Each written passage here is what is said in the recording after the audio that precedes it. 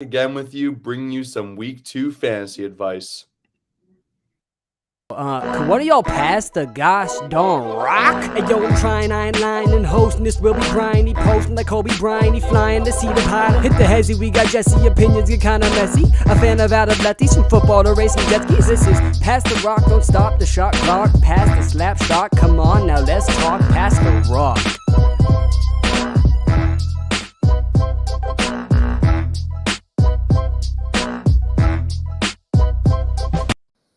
Well, while we still haven't done well enough to get our own intro, we're back here again. I'm your host, Zach. We also have Jack over here. Jack, how was your week in fantasy football, week 2? How'd it go? Oh, man. Well, first of all, it's great to be back here. We do definitely need our own theme song. As much as I love the current one, I wish I was Jesse, but I'm not, so it's unfortunate. And I'm not Brian, so it's pretty inaccurate. But hey, they were like, hey, you got to use it. Well, anyway, overall, my week in fantasy, it wasn't my best week ever. I went 1-2 across my leagues, but the one league that I did win, I set the league record for scoring in a week because my team went crazy. I had Lamar, which is like enough said. Mm-hmm. And then on top of that, Nick Chubb had his insane game. Cooper Kupp, I mean, come on. Like, the guy does it every week. Darren Waller had a good game. Who else? Deebo Samuel was solid. Like, my entire team was solid. And then you combine that with Chubb and Lamar Jackson, and there's your league record.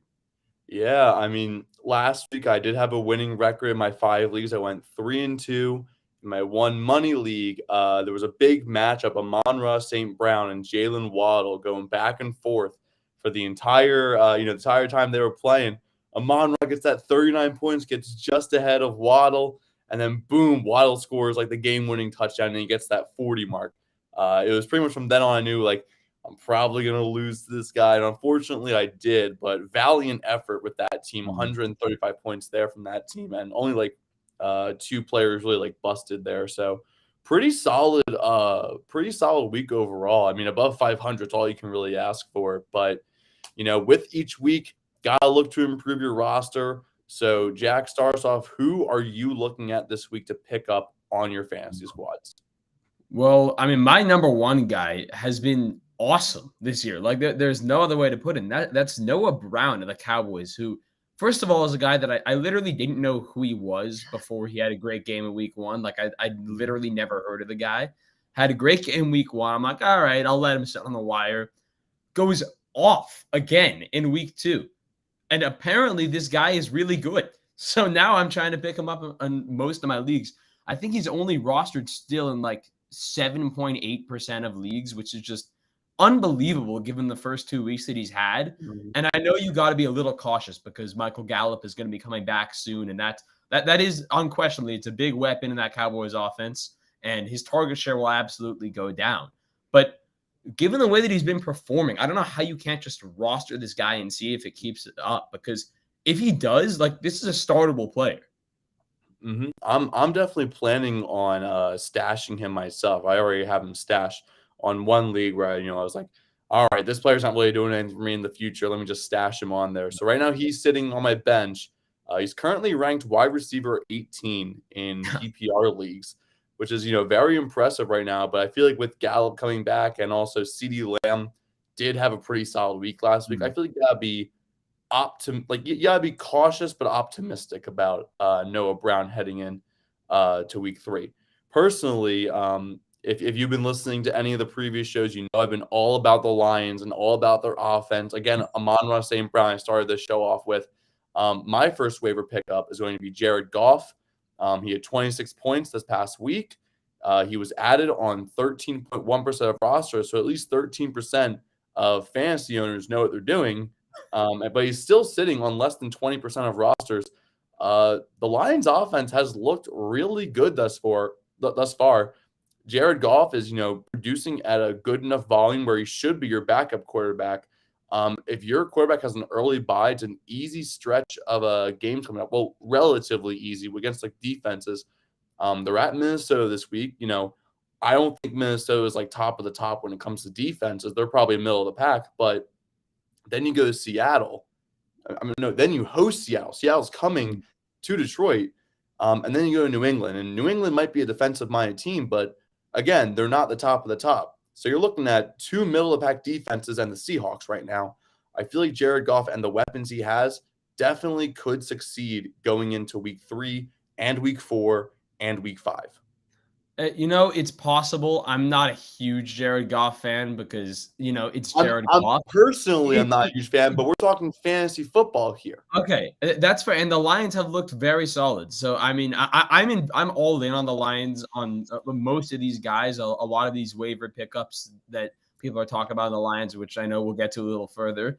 But Jared Goff, I can't go with Jared Goff right now. I mean, it's Jared Goff. Come on, we know better. Well, we've seen this. To be fair, if you listened last week, you would already have your backup quarterback in Carson Wentz.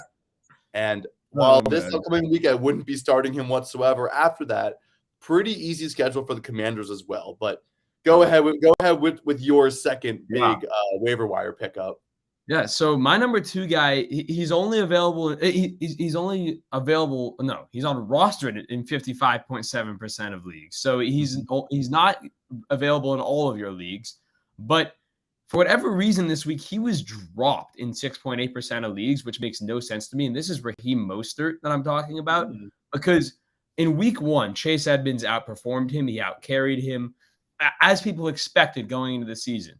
But this week, week 2, Mostert not only outperformed him, but got more touches. And I know he didn't have a great week because they were down for a lot of the game and the script wasn't really in his favor. So you saw Tua slinging the ball around. But this is a guy that is very familiar with the system. He worked for years with Mike McDaniel in San Francisco. He comes over to the Dolphins. He's now outpacing the RB1 on the team. There's no reason not to stash him if he's available. And if he got dropped in your league this week, as for whatever reason he was in 7% of leagues, pick him up. I mean, it's worth the stash if the trend continues and he continues to get the ball more often than Chase Edmonds in a system that he's familiar with. This is a guy that can become probably not starter level because we are talking about Raheem Mostert, but this could be like a very solid backup for bye weeks. Yeah, and I mean, to me personally, I mean, it's pretty much a coin flip whether you get him or not in your league at this point. A little bit in favor of, not getting him. But, I feel like this could be a decent insurance bag situation. I mean, the fact that he was, he's got a decent workload already. Say Edmonds goes down for whatever reason, this could be a really good insurance back option. So I definitely see the upside. But my second waiver wire pick is going to be a little confusing, but I still think that there's upside with him. I'm going with DJ Chark, and last week he put up a goose egg. He had 0 points in week 2. He's been added on less than 1% of rosters. Right now he's sitting on just about 50% of rosters, so another coin flip guy. I still think just with the Lions offense, there was upside. He had 4 targets in the first half. Wasn't able to get any of them in. So that's why, got this goose egg. And then they didn't go to him in the second half. But it's a long season. I'd be very surprised if this was, if he had another goose egg, I'd be very surprised. I feel like this is his only goose egg in offense that likes to share the ball to a lot of different targets. You had Amon-Ra St. Brown and Reynolds both getting a lot of touches. So DJ Chark working into that system. I feel like to stash him, if he's on waivers right now, definitely a good stashable player, not starter level unless someone goes down, but I like him as a stash pick right now. And again, coin flip if he's available right now. Yeah, and we're talking about another line here. These guys are gritty, they work hard, and they improve. And I think that's been the case for all of the guys on the roster, even Jared Goff, who I just bashed. But yeah, everyone on this roster has improved. So I would not be surprised if DJ Chark is spending some time with the jugs machine this week after those 4 missed targets in week 2. So yeah, definitely a decent player to stash. I'm sure Dan Campbell's making him, go to the jugs machine for hours a day at this point. You can't stop playing those balls. You'll get your time. Like this actually reminds me a lot about Devonte Smith. First week was targeted a few times, didn't haul in anything. Second week had a pretty decent week overall. I don't know his exact point total, but he got the ball. He got some good yards. I think he had like 6 catches. That alone gets you 6 Yeah. points. So he had a decent week too. So I feel like could see a similar rebound. But moving on, we're doing our mensch and bench with our own rosters again. So Jack, what is your mensch or bench dilemma this week? Yeah, this one's quite a dilemma. I was a big believer in Adam Thielen coming into the year, and I talked about it on multiple shows that this was a guy that I could not get enough of because Justin Jefferson is going to distract from him. He's going to be open more often, and he's going to hold in a lot of these targets and be a great PPR weapon. I couldn't have been more wrong. I mean, like he has not been good at all. Like he has not been. He's been almost like less open than usual. I swear, Kirk Cousins just literally in the week 2 game. I don't think Kirk Cousins even targeted him until late in the fourth quarter, until they were already down by like 17 in garbage time. So I'm very concerned in all of these leagues where I've gone after Adam Thielen, and in one of these leagues I have Garrett Wilson sitting on my bench. And he's coming off of that incredible week. Of course, it's only 1 week, and he's a rookie, and rookies can be very up and down, but he was super impressive. And my gut tells me to go with the rookie, ride the hot train, but at the same time, it's a little tough to go to the young guy over the veteran that throughout his career has been very proven. Mm-hmm. Well, I mean, I'm looking at Thielen, I'm looking at Wilson, and I'm thinking to myself, I feel like Wilson right now is the move for a few reasons. First of all, Wilson has just looked very impressive. Right now, he is ranked as a top 20 fantasy wide receiver, even with, Joe Flacco being his quarterback, which another crazy story, Joe Flacco is being a good fantasy quarterback in 2022. I'm waiting for him to fall off, but it's been 2 weeks. He hasn't yet. So hey, he's elite. He's elite. If Joe Flacco is going to be elite this year and Kirk Cousins is going to still be Kirk Cousins, I have more faith with Joe Flacco going against arguably a bottom 10 defense in Cincinnati right now, especially fantasy-wise. They have not been good so far this year versus Detroit, who I'd say is a middle to high-end defense going against Kirk Cousins, who, again, we're very high on the Lions. We think they're a good team.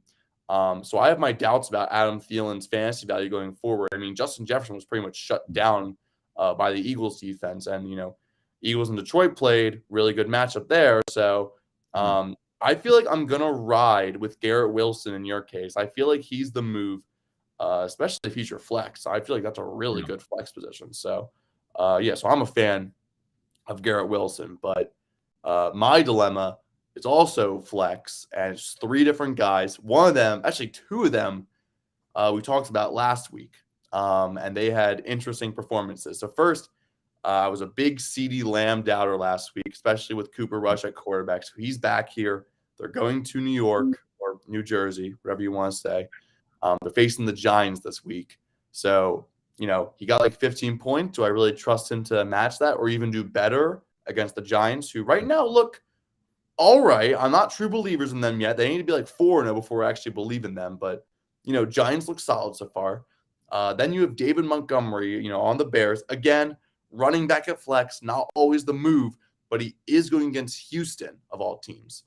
And then finally, we chose Cordell Patterson last week. It did not work out. He did not do well for me. But who did do well on the same bench? Drake London is going to be facing Seattle this week, and I think it's a really good matchup. I'm pretty high on the Falcons going into this week as well. But Jack, what do you think about that little dilemma with CeeDee Lamb, David Montgomery, or Drake London? Well, the one guy that I'm going to rule off the bat is Montgomery, and it's not just because it's not just the rule of thumb that I don't put running backs at flex usually. It's that the Texans did a really good job defending the run last week. Javonte Williams, who I'd say is a much better running back than David Montgomery, got shut down. He had like 9 points. He was not good against that very Texans run defense. So I'm steering clear of David Montgomery. CeeDee Lamb is a predicament because you want to start CeeDee Lamb, right? Like you drafted him highly because he's got all the talent in the world. He's a wide receiver 1 on what should have been a good team, but oh well. But everything in your gut tells you that you should be starting CeeDee Lamb, but it's Cooper Rush, it's not ideal. Yeah. And Drake London had a hell of a week. I mean, he's like, if Yeah. Drake London didn't play like that, this is a no-brainer. But here we are having this conversation because Drake London decided to pop off against the Rams and Jalen Ramsey of all people. Yeah. So insane. I mean, it's a tough decision. If Drake London's going to get a million targets a game as he's been, he has a really high floor, and that's nice, especially for a rookie. I think I take the chance with Drake London this week. I was not a big fan of Drake London in the draft. I still am not a huge fan of his talent. I wasn't either. Coming out of the draft, I was like, just like going into the NFL draft, I was like, Drake London, like whatever, like. But he's big, but like I'm not high on him. And then it's like now he's actually he's doing well, so it's like what? No, his situation has played out great for him because for whatever reason the Falcons are allergic to Kyle Pitts. They just will not give him the ball. And if that's the case, Drake London's the only guy on the team with hands. So you're going to just force feed him, and that's what they've been doing, especially in these games where they get down and they need to have a comeback because they suck. So, I mean, Drake London, if he's going to get 12 targets a game, I feel like you have to start him because he's going to catch more than half of them. Yeah. All right. Well, I mean, I'm going to listen to you. We'll see. Well, last week, I chose a Falcon. This week, I'm choosing another Falcon. So, hey, we'll see how it works out. Or maybe the Falcons are just as cursed for me as they are for their fans. So we will see how it goes. But moving on, we have our over-under for fantasy points. We put a few names on here, a few guys that we're interested in seeing how they do, especially with some interesting matchups. I feel like this first one's really interesting because it is a revenge game. We have Carson Wentz, my big backup quarterback. He is over under 16.9 points against my Philadelphia Eagles. They are hosting them in Washington. He has been very impressive these first 2 weeks, but he's finally playing a real top defense, for the first time in Washington. So, Jack, what do you think about this matchup? Oh, this is tough. This is tough, and I know it's going to be even tougher for you because you've been riding the Carson Wentz train so far. Here he is against your Eagles. I've been riding it for fantasy, but I rode the actual roller coaster of watching him. No, and the actual roller coaster is a lot different than the fantasy one. Yeah, so I know you're sweating it, and this is even tougher for you than it is for me. But I'm going to trust the Eagles defense. They were really, really, really impressive last week against Kirk Cousins, who I think is better than Carson Wentz and has better weapons than Carson Wentz does. And I think they have a similar performance. I think that defense is going to shut down the Commanders' offense, and I'm going to take the under on Carson Wentz. I'm thinking similarly. I mean, biased Eagles fan coming in here with his opinion about the Eagles defense and all that. But when it comes to playing in Washington, a lot of Eagles fans travel well. It's basically a ninth home game for us, so we're kind of cheating. But the Eagles defense looked very impressive. Darius Slay shut down Justin Jefferson completely. And I would still say that Kirk Cousins, as a player, not fantasy value, but as a football player, is better than Carson Wentz, especially with like awareness and pocket presence. I like Washington has the weapons to be to complement Wentz and to be good, but the Eagles have the secondary to counter it right back. So I feel like Wentz will be close to this number, but I feel like he'll be under it still. It's going to be a very interesting matchup fantasy-wise to watch, especially with Wentz and Curtis Samuel performing so well first 2 weeks. So Wentz and Samuel versus the Eagles defense and fantasy going to be a really interesting matchup this week. But moving on, Jack, who's your first interesting over-under that you're looking at? Yeah, so this one's going to come out of what's probably the most boring game of the week between this honestly might be the battle for the number one pick right here. The game between the Seahawks and the Falcons. I'm going to go with DK Metcalf. He's projected 12.8 fantasy points in a really good matchup for him. I mean, this is a Falcons secondary. I mean, with AJ Terrell is a very good corner. Don't get me wrong, but he's only one man. I mean, the rest of this secondary is not good outside of him.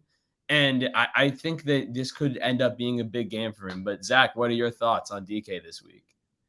I feel like I'm less concerned about DK and more concerned about the Falcons defense and Geno Smith. Geno Smith's been all right. He's been fine. He's been serviceable. It's whatever. So I'm really all right. Now that I'm saying it now, I'm mostly concerned about the Falcons defense because while they're the 5th ranked defense right now, last week against the Rams, they let up 31 passes. And the week before against New Orleans, they let up 27 passes. And New Orleans, both those teams have good, like receiving cores, and like the Seahawks are a bit of a downgrade, but that's still all like 30 passes a game you're letting up. As long as Geno has his throws on target, and hey, maybe he puts a little bit of that West Virginia Baylor, that first match with like 7 touchdowns. If he gets that mojo back, this could be an over for DK Metcalf, but I think it's going to be closer than people think.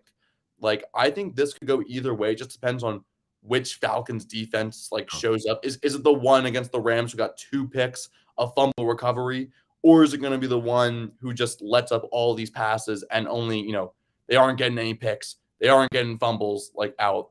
So this is definitely more of a question about the Falcons defense, but I'm going to cautiously say the over on DK Metcalf. Yeah, I completely agree with you. I mean, I think that it's an opportunity for DK against a weaker defense, a very talented receiver against a weaker defense. So that always gets your mouth watering no matter what the quarterback situation is. But again, it's Geno Smith. I mean, it's Geno Smith. We know who Geno is.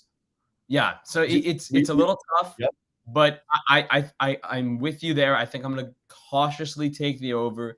And I'm going to say that DK's talent is good enough to beat up on a Falcons defense that is not so talented. It's just crazy because, we're saying the Falcons defense isn't, really that good. They're still they're 5th ranked in fantasy right now, which is crazy. Sometimes it's the flashy moments that really, pad your stats instead of, just, like the eye test doesn't, result in the fantasy value. So moving on, I actually have a 2-for-1. Because these 2 players lined up not next to each other, but from across from each other, both had monster games last week. Both are, going to be wide receiver 1s on pretty much anyone's team at this point. I'm going with the wide receiver duo of Tyreek Hill and Jalen Waddle, and they're playing the Buffalo Bills this week. Tyreek Hill, his over-under is 19.7 points, and Jalen Waddle over under 16.7. So you're talking 19 and 16, almost 20 and 17 points respectively. So Jack, what do you think about this? It's a tough one. This is a tough one. This is super tough. And, it's hard to say. One thing that does give the Dolphins receivers a bit of an advantage here is that Tre'Davious White is still injured. And that definitely weakens the Bills secondary. But how much can you weaken a secondary that's grounded by Micah Hyde and Jordan Poyer? I mean, it's the best safety duo in the league without a doubt, and it's a nightmare for receivers. Every single group of receivers that comes in to play the Bills, it's a matchup nightmare. I think because of that, I have to take the under on both of them. And I know they just came off of this incredible week. Tua had the best game of his career, even though I hate Tua, but he did have the best game of his career. I won't deny it. This is just such a tough matchup for these receivers and for Tua that I think there's no way. There's really no way that they explode again against this defense. So my answer is a little interesting here, right? First of all, the Bills right now, number 1 ranked fantasy defense, arguably number 1 defense in the league right now. The most passes they've led so far was against the Rams. They have 10 passes. 10 passes. And they got 3 interceptions in that game. Jesus Christ. Unreal. The Bills defense is insane. All right. But I feel like this comes down to how you think Tua is going to do against this Bills defense. Yep. Because if you think he's going to do fine, even just fine, you have 2 wide receiver 1s we're talking about. And I think if Tua does fine, Waddle could hit the over. Barely. But Tyreek Hill, I think, will be the under because he's still the clear wide receiver 1. Both of these guys have wide receiver 1 upside, but I think, they're going to be focusing a little bit more on Tyreek than they are going to be on Waddle, just because Tyreek's speed is still unmatched in the league. I mean, Quez Watkins made a claim in preseason, but even then, Tyreek Hill's speed, they're going to want to be on top of that. So Jalen Waddle, I think he can. Again, Tua is the big factor here, but if Tua plays fine, Jalen Waddle could get 18 points, and that would be over. I can also see Tyreek Hill getting 18 points, and that would be under. I'd put both of them around 18 points. You're still going to be happy with their value at, as a wide receiver 1. 18 points, nothing to scoff at for a wide receiver. But I feel like in this case, Tyreek Hill will underperform a little bit, and Waddle could overperform a little bit. So this is probably the matchup of the week that I really want to watch, like besides my Eagles. I really want to see this Bills-Dolphins matchup. I have high hopes for both of these teams, and I really want to see how it goes down. So this is the game to watch, not only for fantasy, just generally. Watch this game. I'm sure it'll be good. Definitely. Or it won't. You never know. It's the NFL. Know. You never know, and we're probably wrong, because why wouldn't we be? Of course. We're wrong. It's no big deal. Yeah. So, on to our last over-under that we got here. This is a bit of a bias pick because he does happen to be my favorite player. I did a bias pick. You did a bias pick. We're fine. Exactly. I love this man. I'm talking about Najee Harris. He's a freak of nature, incredible running back, but the Steelers' offensive line sucks, and that really sucks for him. And it's shown in the first couple of weeks. I think he's had like 10 and 13 respectively. Not the numbers that you expect from a guy like him. Eyeballing those numbers at this point. I have him in one of my leagues. He has not been that good so far. Yeah, it's like he hasn't been great. But here's a Thursday night matchup. It's a rivalry against the Cleveland Browns. Their run defense is not as great as their pass defense. Their pass rush with Myles Garrett is incredible, but the run stopping ability is not quite as good. Is this the week that we see Najee get back to form? Because I feel like he's due. I really want to believe in him. I really want to believe in Najee. I really want him to be that, the next Le'Veon Bell for that Steelers offense. I want him to be good, but that offensive line is absolutely atrocious. And also, you do have Myles Garrett lining up against these guys. I'm going the under. I think it could be close to 15.8 points. But at the same time, it really depends on, what plays are called, how much he's getting the ball against, again, Myles Garrett is Myles Garrett. And I think, he's not up right up there with Aaron Donald, but he's close because he really is that good in my opinion. So I'm going the under, but God, do I need him to hit the over on this? I would love for him to hit the over in my one league. I think he is my RB1 in one of my leagues that I'm 0-2 in. So I would love for I would love for Thursday to be a coming out party for Najee Harris, but we'll see how it goes, especially with that O-line being so questionable.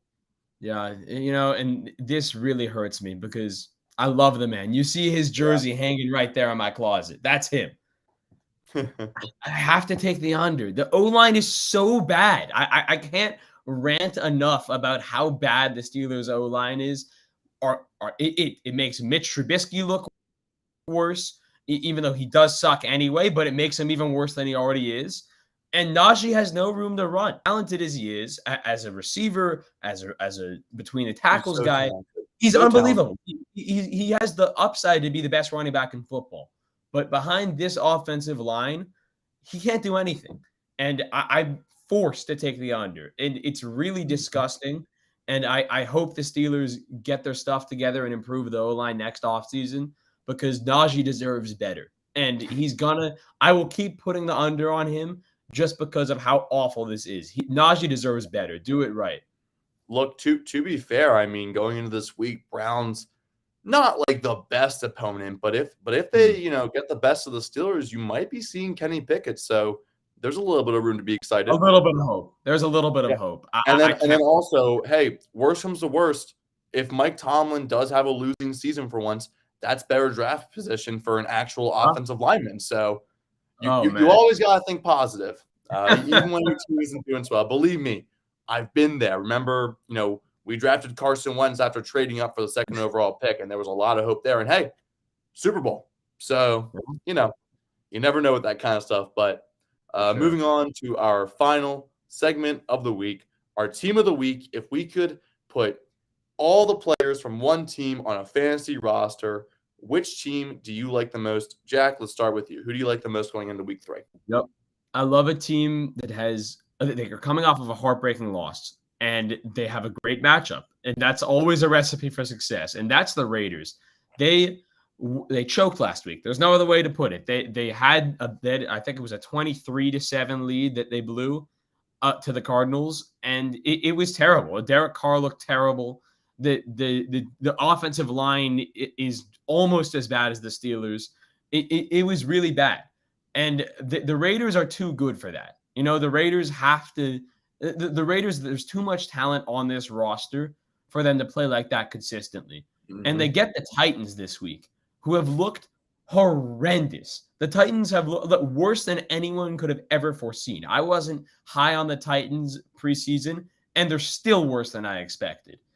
And I really think this bodes well for the Raiders. I think this for even for Derek Carr, who's looked bad so far, for Josh Jacobs, for Devonte Adams, Hunter Renfro's a guy you should be getting in lineups this week. Darren Waller, I think, has a big game. I think that this just works out perfectly against a really, really shaky Titans defense that has been bad. And I think this is the week the Raiders get their first win of the season and look like the team that we thought they were going to be this offseason. Yeah, I mean, just the situation reminds me a lot of, the annual Bears-Packers game, pretty much a tune-up game. I really hope the Raiders get this tune-up because I want to see more Devonte Adams in my Twitter feed because, I mean, he's a great player, and I haven't really been hearing about him. It's just like, did he just fall off the face of the earth? No, he hasn't. He's just playing for the Raiders. My team, we talked about him earlier. I did bash him a little bit, but going into week 3, for fantasy, they have a top 12 quarterback. Their top receiver is ranked 14th. Their defense is ranked 5th. And I am talking about the Atlanta Falcons going against the Seattle Seahawks. I'm just as surprised as you are. But Marcus Mariota is ranked 12th in fantasy right now. We already talked about Drake London, and I'm going to be starting him this week. And the defense, while they let up passes, they're making plays. They're making enough plays to make me feel a little bit of confidence in them. Cordell Patterson and Kyle Pitts still have upside going into this week. And why are you laughing at me? You're just laughing. You just picked the Falcons? Are you kidding me? I picked the Falcons. I'm picking the Falcons against the Seahawks. I'm sorry. It's the Falcons. I don't care who they I don't care if it's the Falcons. They almost came back against the reigning Super Bowl champions last week. Yes, that's an almost, but they almost did. That was unbelievable. That was impressive. No, it was. I'm not denying that. Quality loss if I've ever seen one.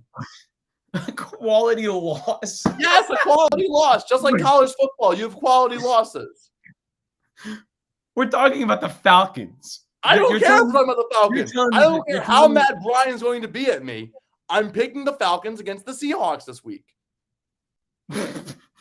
There's one team. You're telling me we're talking about you have one team in the entire league. You can pick anyone that this week you want to start every single player. And you're picking the Falcons. I'm picking the Falcons against the Seahawks. The Seahawks suck. Don't get me wrong. That's why I'm choosing the Falcons. I'm choosing the Falcons because the Seahawks defense is not good. Their offense is not good. Nothing is good about Seattle. I like Geno Smith, but that's about it. And even then, I like players that went to the same college as me. I don't like him as an NFL player. He did great week 1. That's about it. So yes, I'm picking the Falcons to dominate the Seahawks and for Drake London to put up 40 points this week. You know what? If we're starting every player from this team, so I can't wait to see Olamide Zaccheaus in your lineup this week, especially since I'm playing you in the staff league. So let me see Olamide Zaccheaus. Okay, all right. You're going down. You're going down this week. I'm not starting every Falcon in the staff league, but you're still going down. Well, you guys got to stay tuned to hear the debunking next week is going to be a fun, very fun episode for your school. we will catch you guys next week. This has been a wonderful episode. Can't wait till Brian off for picking the Falcons to actually do well this week. But yeah, we will catch you guys next week. Peace.